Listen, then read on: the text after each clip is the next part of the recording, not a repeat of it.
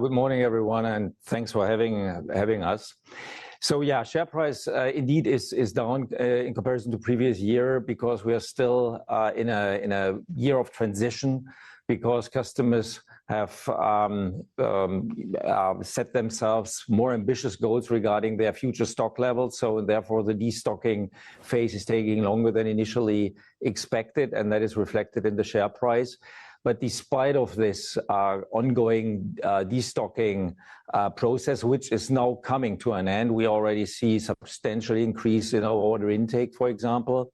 I think it's absolutely fair to say that Sartorius is performing above market average, and that's through the entire cycle. So not only now after the pandemic, but also during the pandemic, we were performing above market average. Our CAGR over the last 5 years will be around 14% or so. So therefore, I think we are doing well. But yes, it was very difficult to provide the market with precise forecasting, and that's reflected in the share price. Yeah, perhaps you can provide us with a little bit more color, because just in the last 24 hours, we saw some analysts cutting their rating on your stock, citing concerns over what they called opaque growth drivers. Could you just highlight a little bit more for us, really? Where do you think growth is going to come from over the next couple of quarters? Yeah, absolutely. So I think what is really important is to not mix up the short-term trends that, as I said, are now coming to an end, and the very strong and positive underlying growth drivers that are very visible, not opaque at all, I would say, very transparent, because they are depending on a strong underlying and continuously increasing demand for drugs that has to do with aging societies in pretty much all geographies. It has to do with still untreated areas, significant areas of diseases. Think of Alzheimer's, for example. And then it has to do with the fact that we also have very healthy pipelines at our customers.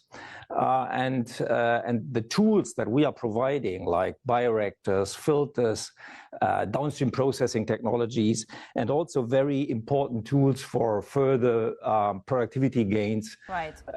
When it is about the manufacturing of new modalities, for example, then I think it's very clear that we will return to the long-term, very stable growth trends that provide healthy double-digit growth rates.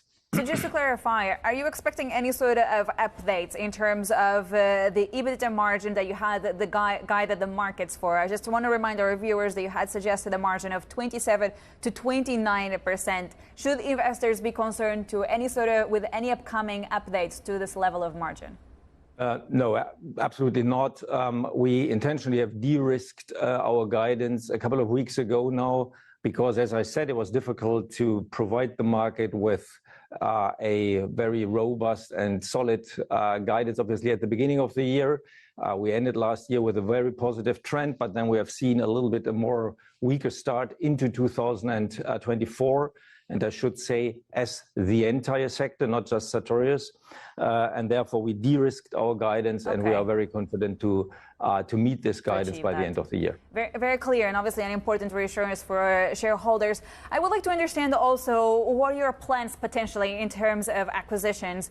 You make very clear in your website that there's a proven track record on alliances and acquisitions. So I'm just curious to understand perhaps where are you seeing further opportunities in the market for more consolidation and deals, really?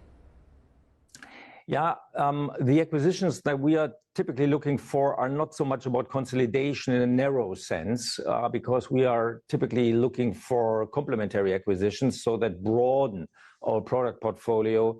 We are mostly investing into innovative fields that make our offering more relevant to customers, help them to achieve even more significant efficiency gains. And therefore, I maybe wouldn't call it consolidation. But however, we definitely see a number of fields where we will see also opportunities going forward. We have made quite a number of acquisitions recently in the fields of downstream processing for monoclonal antibodies mostly, and then for, let's say, biotech ingredients, critical, essential ingredients for the manufacturing of new modalities like cell and gene therapies. We don't have any gaps there, so we are not under pressure to make any further acquisitions. Right. But we believe there will be quite a number of opportunities going forward. Interesting. I would like to also get your thoughts on the mandate. I've noticed that you have been in your role for more than 20 years. You've recently communicated to the board that you're no longer seeking to extend the mandate beyond next year. Ultimately, I'd just like to understand really, what is the secret to remaining a CEO for more than 20 years? Wow, I don't know whether there is any secret. I mean, Sartorius is a fantastic company, and we are acting in a highly interesting sector, and a sector that is very rewarding to work in. Rewarding because we are working on helping to make drugs available to more patients. That is a great thing to do, and I think that keeps us going every single day.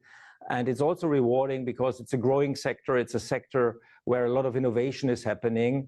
And I think there's no other secret sauce, maybe except for the fantastic people that I was blessed to work with here at Sartorius.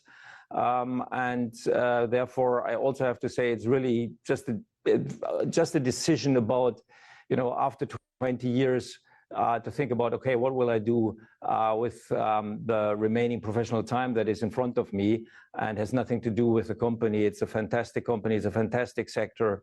Yeah, that's all.